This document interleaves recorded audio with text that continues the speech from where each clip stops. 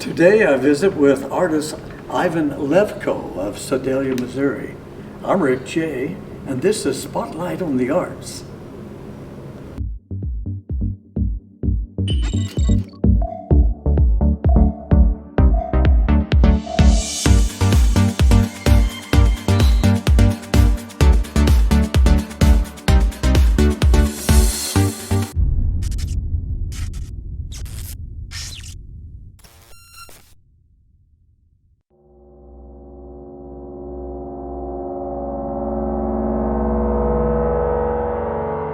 Rick J. presents Spotlight on the Arts.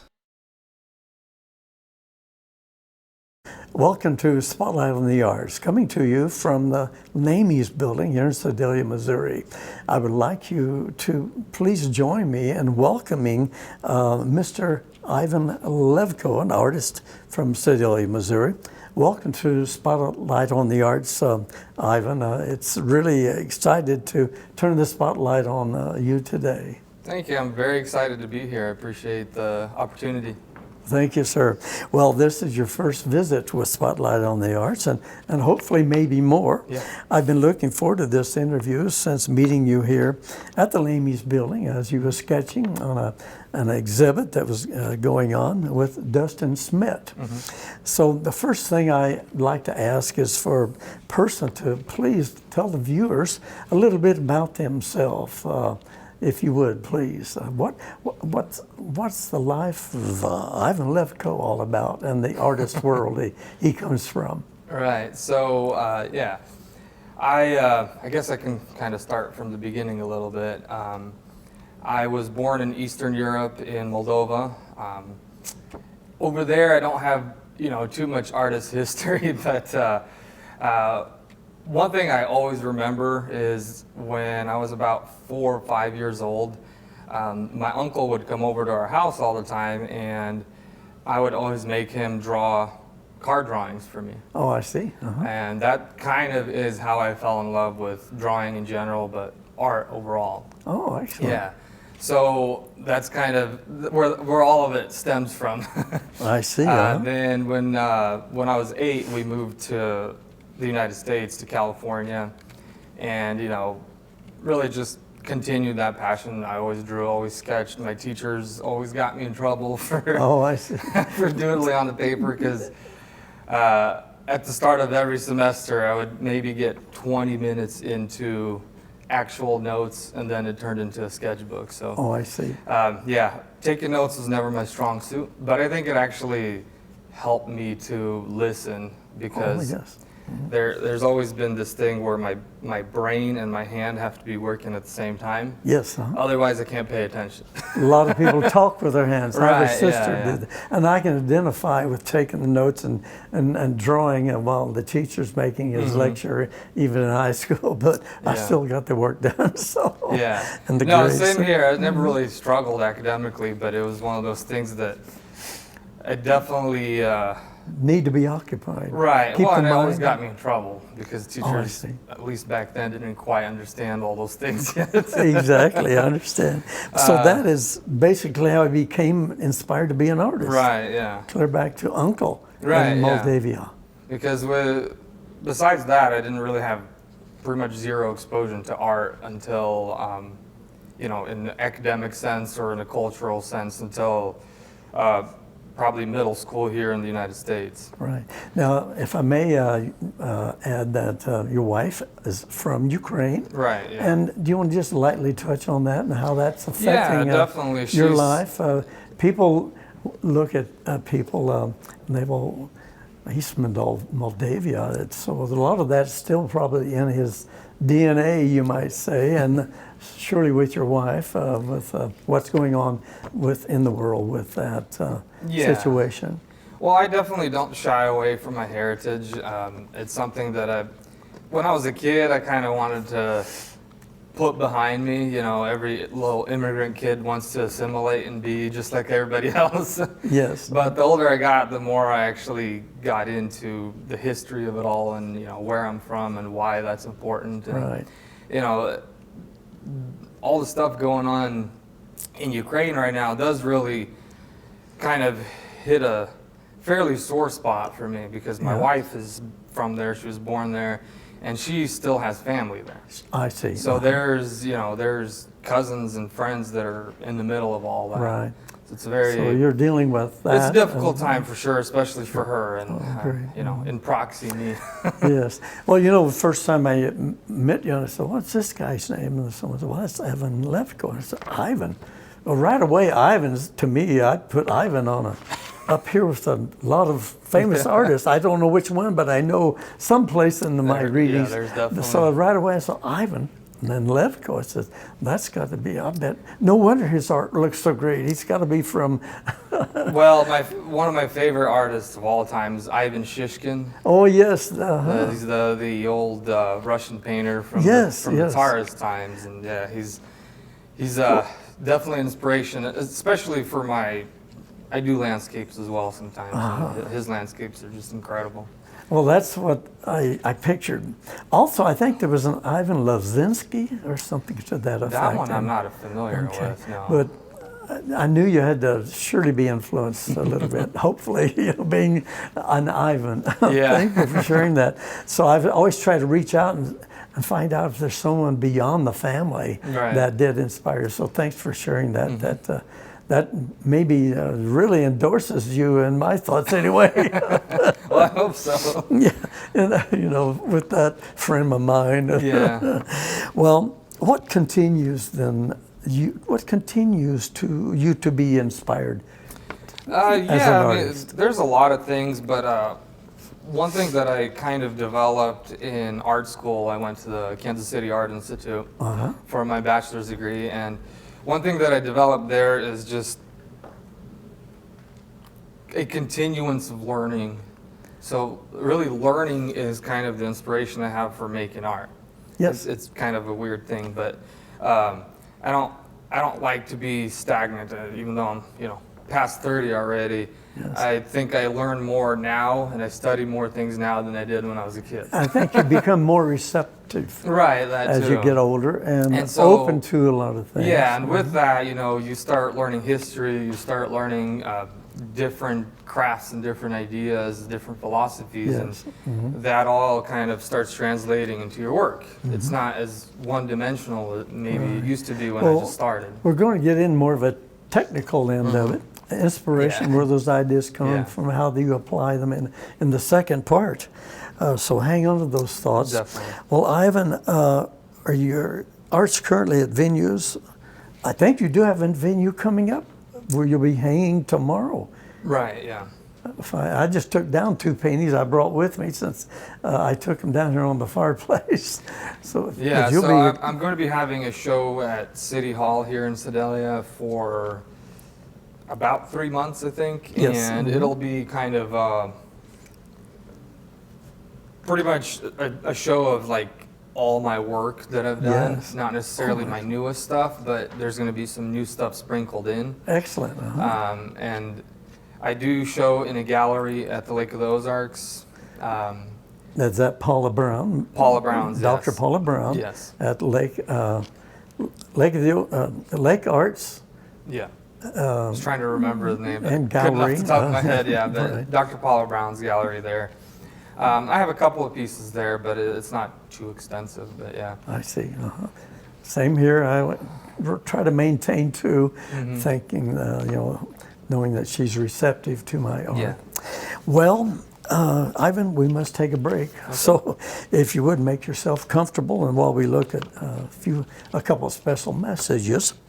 After the break, Ivan will fill us in on his favorite subject matter, the materials used, and maybe any special techniques that he might want to share with you in his artworks. So that'll be an interesting, there's a lot more here on Spotlight on the Arts. So stay with us. We'll be right back.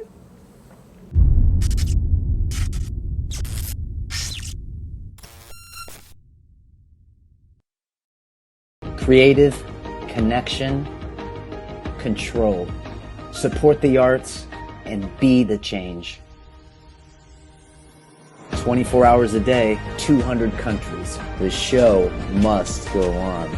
Introducing the world's first exclusive platform for artists and creators of all kinds. The biggest stage on earth. Stream Spotlight on the Arts on fanforme.com.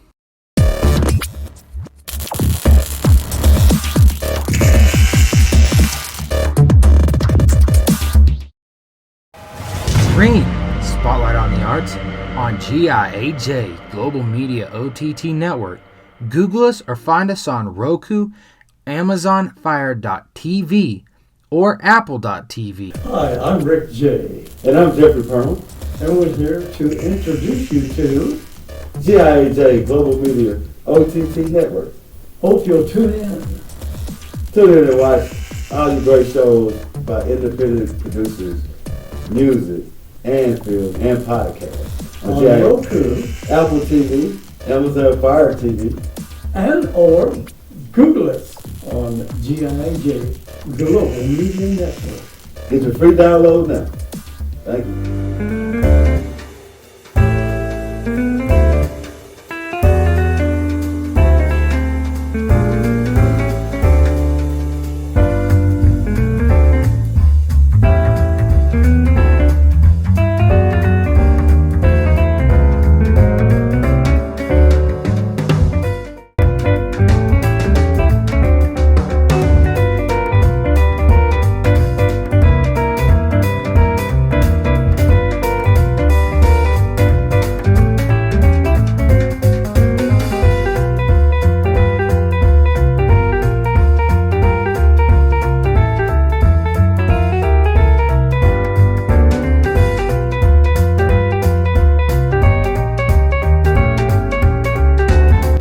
This facility doesn't look anything like it did when I first saw it.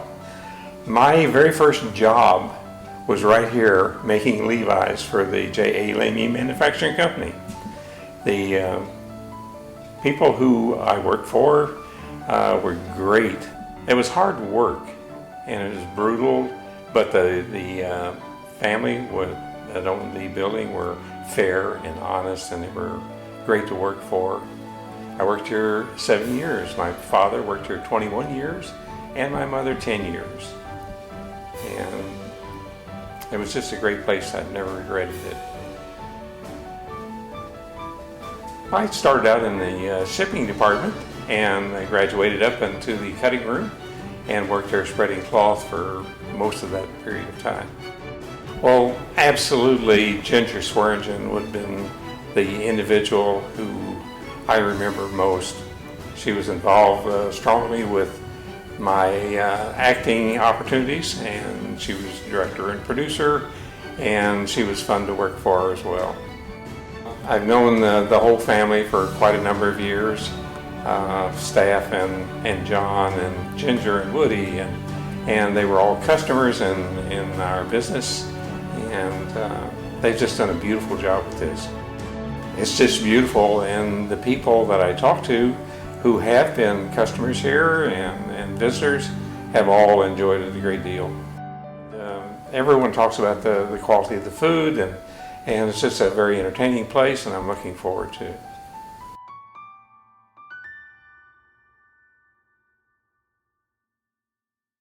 Welcome back, everyone, to Spotlight on the Arts. I continue with my conversation with artist Ivan Levko of Sedalia, Missouri.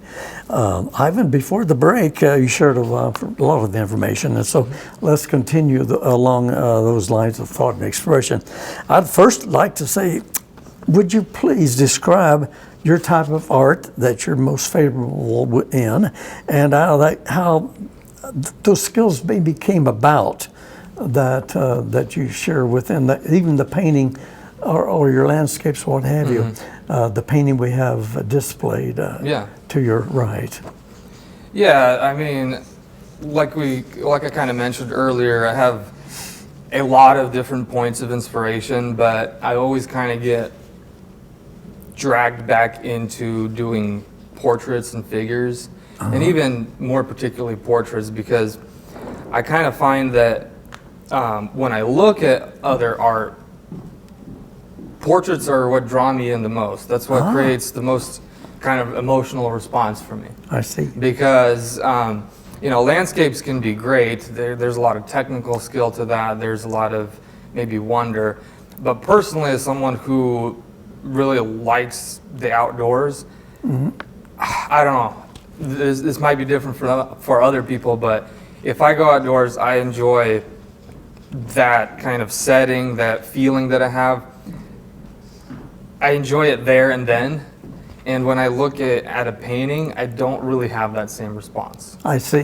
When I look at a landscape painting, or it's really more, it ends up me more kind of looking at it from technical terms. Oh yes, would you pick it apart? What? Yeah. Where's the highlights? Where's the Well, medium yeah, meat exactly. tones? Where's the catch lights? Where a portrait, you don't look so much. No, at I that mean, same- obviously I do as an artist who tries to kind of improve my technical skills all the time. I'm not really, I like that whole kind of traditional approach to art where the technique in the drawing ends up being almost the most important part, and then you kind of add the flavor on top. So you're like me. You're basically technical when I even doing my landscape. I'm very much technical. I try to look for everything, perspective, different points of perspective, depth, Right. and depth, whatever. So I'm going to ask you kind of a three-part question now. You're looking, I guess, at portraits, discussing that as your favorite. That would be your, what materials do you like? Certain paints, certain oils, certain mediums? And if you can, step us through completing a project. Do you Right. start with the photograph, a sketch? And is there one technique or process then that you would like maybe to share with the viewers? So that's kind of a tough question. I'll guide you through it. No, I'll do my best, but I'm kind of an oil paint snob, I guess I'd say. I love oils, magic of oils. Yeah, when I started at the Art Institute, all I ever did before was drawing, graphite or charcoal. I see. And I got fairly good at it, but so I figured the next step would be to go into oils, because at least how I viewed it back then in my early 20s was that drawing was sort of a stepping stone to painting. Right. Now I've kind of retracted that idea in my head the older I get.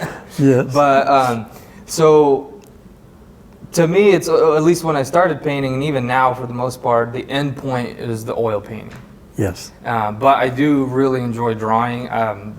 This winter, I've kind of stepped back and did a lot of drawing because I finished my studio in my garage, but it's not heated I see. or cooled. And so, when it's really cold outside, you don't really want to be Right. messing with oil paints in there. I have a similar situation. Yeah. So I've kind of taken a step back and sort of almost fell back in love with drawing again. Oh, I see. Now, is there a favorite oils that you like? Are you a Grumbacher person? No, not necessarily. Not necessarily. Yeah. So I don't think I've gotten to that point yet. And so to develop this painting, it started with a photograph of this this person. Okay, so photographs, I think, this is the teacher coming out in me a little bit, but Oh, I I'm see. really not a big fan of painting or drawing from photographs.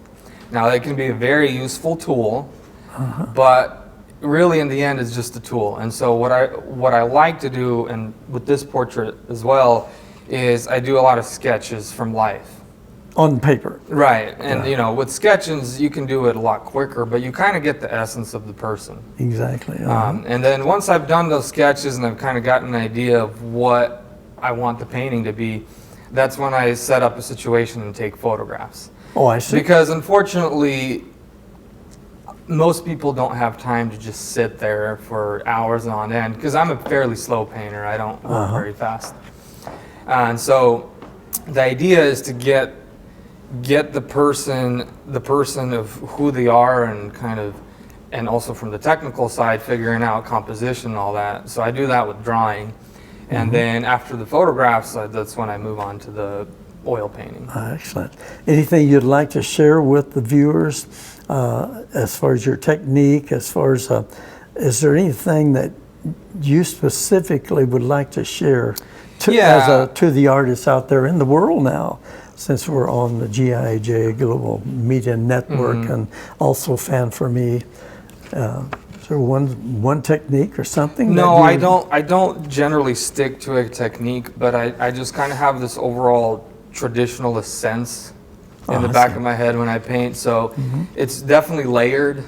I don't Layering, that's yeah. a key thing. Yeah, in so my art. there's not a particular technique. So I'm not really one of those guys that picks out an artist and tries to copy their technique. Yes. But although that can be useful for learning, Well, but I just have that general sense that Well, I noticed in your building painting, it up, I guess see. would be the best Your, way to say I'm it. looking at your painting, your highlights, your mid-tones, your dark tones are really interesting. You really lean towards the blue, the cerulean blue or the ultramarine. Yeah. And not afraid to, now is that the darks, are they basically put down and then a lighter coat of your skin tones on top? Or do you blend those in with your oils? Yeah, so I usually start with kind of the cooler base. The cooler, that's Yeah, so I get my cool tones in, and because that's usually a mid-tone, that's Yes. where I like to start, and then I go very dark, and then I go very light. Now, do you start with a white underpainting?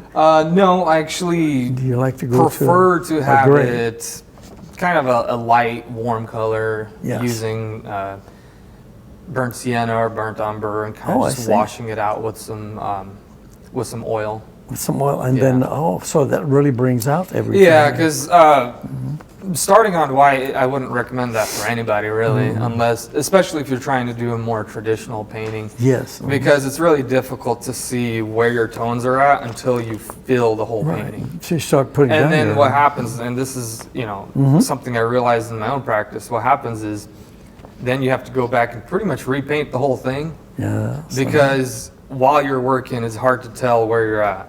And so you get everything painted in, and then you start realizing, okay, this tone is incorrect, this color is incorrect.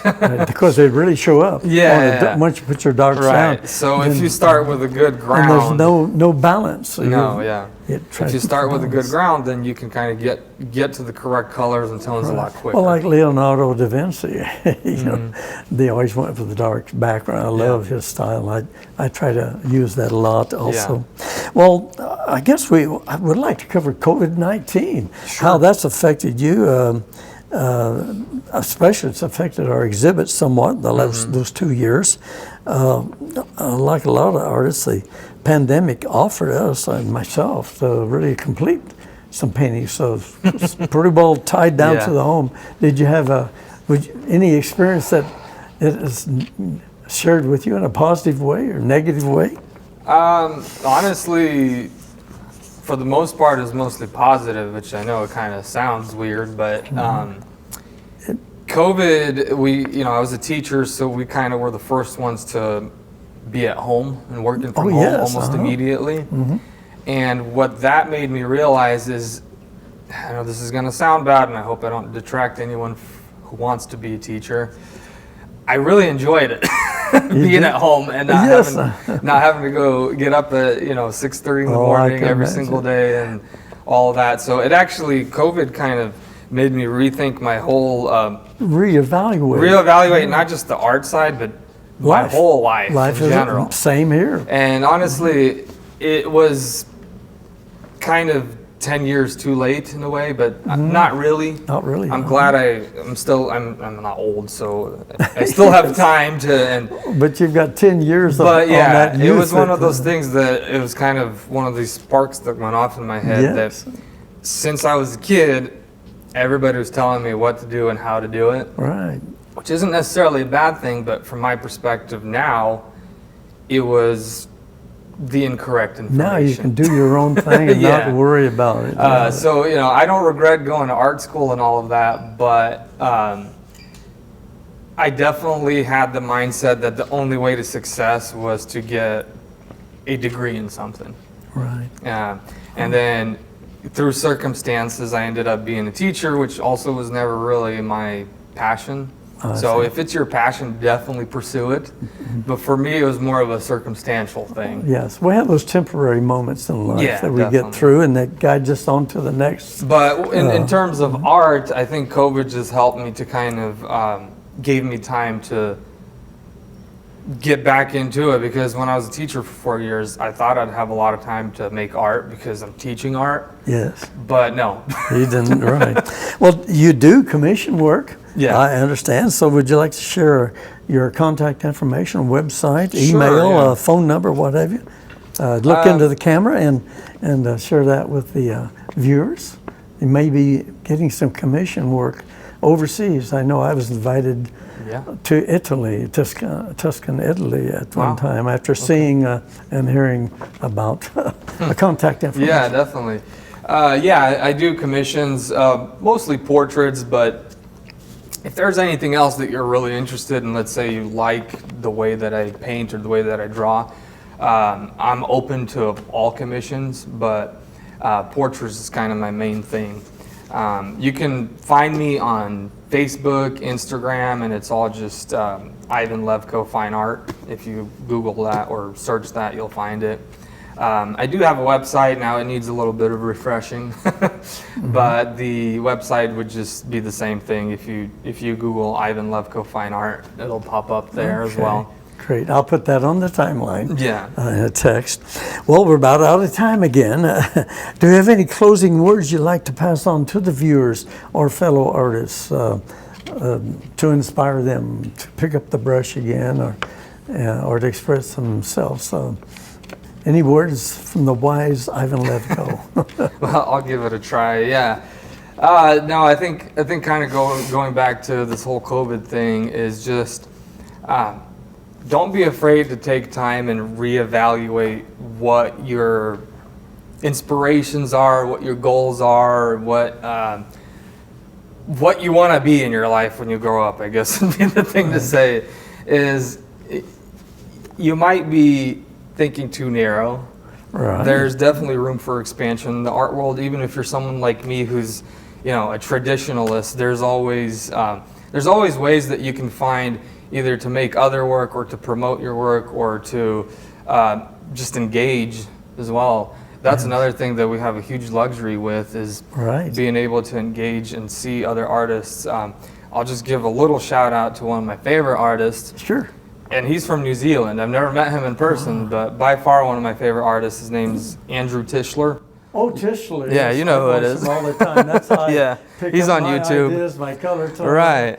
Oh, yes. And What so a- he's one of those people that I just found on YouTube randomly. Oh, yes. And he's one of my favorite working artists Oh, right yes. now. And so don't be Fantastic. afraid to kind of explore and go outside the bounds of kind of that mainstream idea of what information is, I guess. Exactly. Yeah.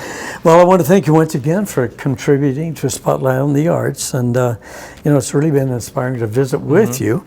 And it's been an informational experience and educational, Yeah. I'm sure, for everyone. Yeah. So I want to thank you very much for being here. Thank you. I had a great time. Yes. I appreciate it. I'll be interviewing a gentleman by the name of Daniel Fishback.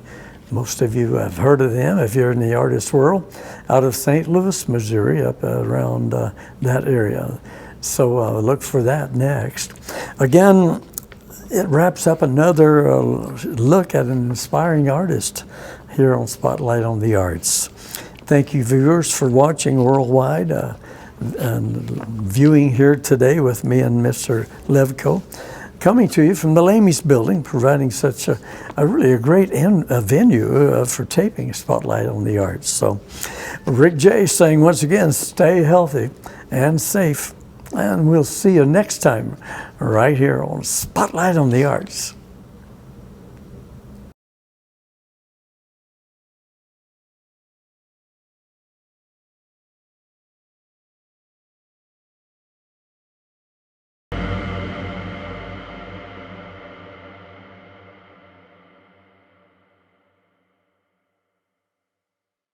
Stay with us. There's more to come on Spotlight on the Arts.